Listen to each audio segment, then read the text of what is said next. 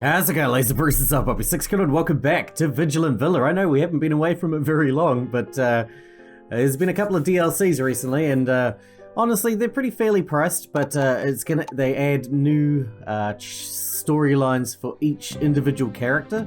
I think there's more to come yet. As you can see, we've got just over half of them. The DLCs are only like $1.80 each in New Zealand dollars, so it's probably 99 cents American, something like that. I don't know. So I thought we'd play through each of the characters' stories and maybe we get some more insight into the characters. I'm still really enjoying this game. I really like the setting, the world, and everything. So I guess we'll start with Ingram, shall we? And see what we get to learn about him. Because he is one of the most interesting characters because of the whole the dark side of him and the disease that's killing him. Our judgment on things are mostly based on how we think about them. What kind of decision would we make if we already knew the essence of the matter? The editor over the phone is talking faster and faster. His advice on the new book keeps coming one after another. I chime in with him because the book's publication means a lot to me. Someone pulls my clothes. A teenager looks around and asks me in a low voice, "May I borrow your mobile phone, sir?" Observe the boy. His clothes and shoes look a bit dirty, but quite new. And they're branded. He doesn't look so good with dark circles under his eyes and dry lips. There's a strong cigarette smell on his clothes. The bread packing bag sticks out of his pocket. Seeing that I didn't respond, the editor over the phone raises his voice and becomes impatient. "Ingram, are you listening?" "I'm busy. I'm calling you because I see the potential for your book. Please help me." Refuse him politely. He tries a street with few people, and he keeps looking around. One of his hands is in his pockets all the time, and he can see the outline of a small dagger. I smile and point to the mobile phone. "Sorry." I stride past him and quicken my pace. "Please go on, I'm listening." Where was I? You planted too many hints at the story's early stage. You have 3 main storylines now. How are you going to wrap them up? I turn the street corner. The boy is still watching me, but he stands still. I'll never cause unnecessary problems when I make up my mind on what I'll do. That's my code of conduct. I'll struggle in my mind, even for a minor decision. What I choose to see decides what I will do. Such inconspicuous decisions have made me who I am. 1 a.m. The city is in silence. I shut down the computer and settle myself into the chair. My eyes land on the photo on my desk. After putting fragments of memories together, the sealed secret gradually emerges.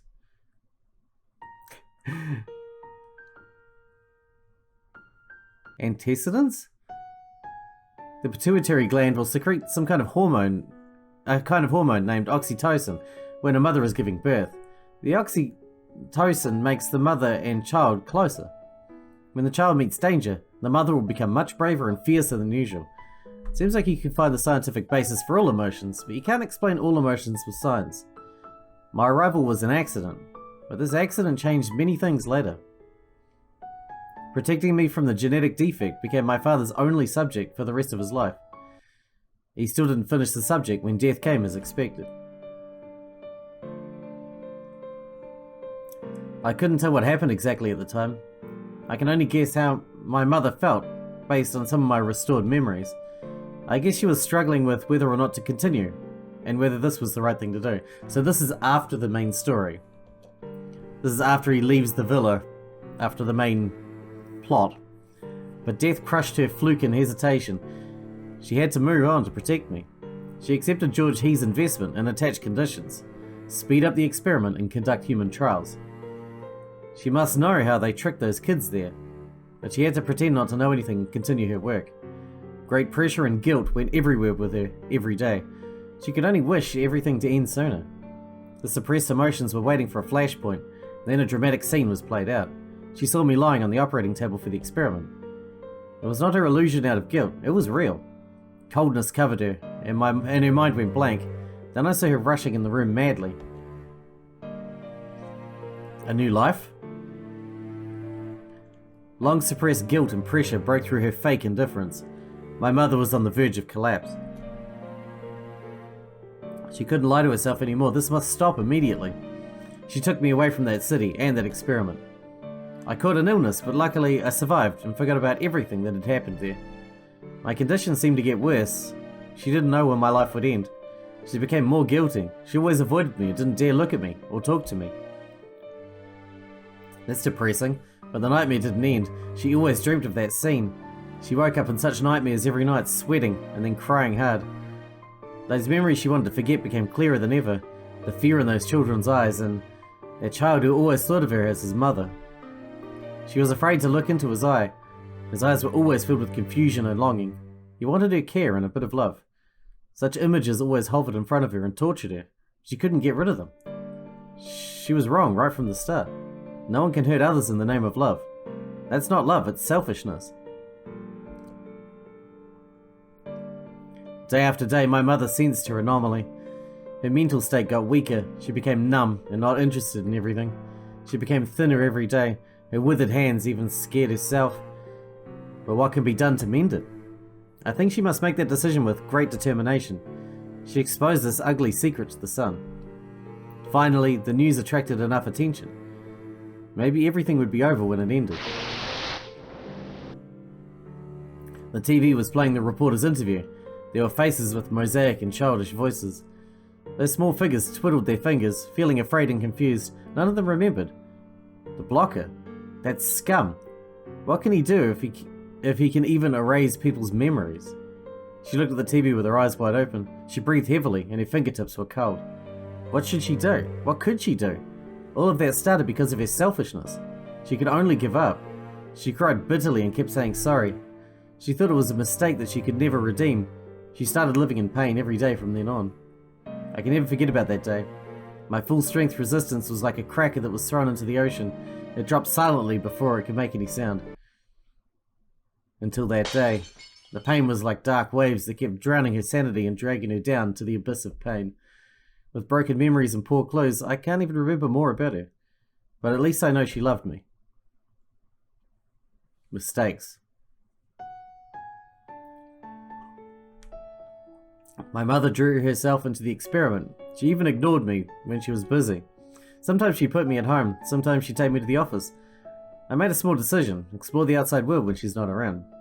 My exploration kept expanding until one day I found a group of children that were about my age. They curled themselves in a glass space numbly. Only one girl lifted her head to look at me with curiosity.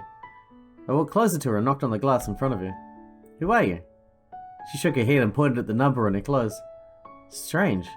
Why would someone have a string of numbers to be your name? "My name is Ingram Fang. Are you a sample?" "I'm Ingram Fang." She nodded with confusion like a frightened kitten. "What's in your hand?" "A Rubik's Cube." "Do you want to have a try?" "Yes." "Let me teach you. You can't just play it randomly. You have to turn and put the same colours on the same surface." She completed it right after I said that. Her first time speed was much faster than mine. Did you play it before?" She shook her head and pointed at the number on her clothes. "Impossible. First time I played it I used... This must be a coincidence. I'll bring another toy tomorrow, and you can try it again." She seemed to have sensed praise from my doubt. She looked up with a smile. "Sure." She was smart. She played every game better than me. Yeah, she's smarter, right? She was the mastermind. It made me feel upset, but I still look forward to solving more puzzles with her. We became friends. I wanted to take her out of here. Loneliness. Ever since the first time I lost my memory, loneliness became common to me. It was like a kite without a string. I wanted to find some basis for everything I remembered or forgot about. I wanted to prove that they once existed or I lost them once. But there was no basis except for some transient instincts. It made me painful, uneasy and lonely. After I had a serious illness when I was little, I felt like I forgot many things.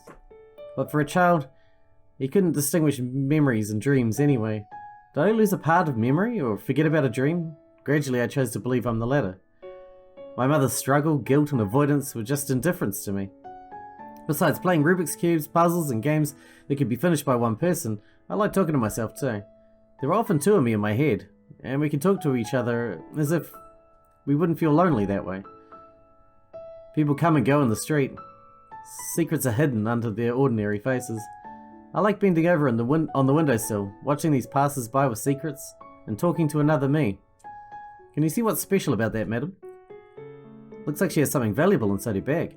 She's afraid that someone may steal it. I know how you deduce that. Her bag is big and bulging. It doesn't match the dress she's wearing. Her hands are always clutching the bag belt.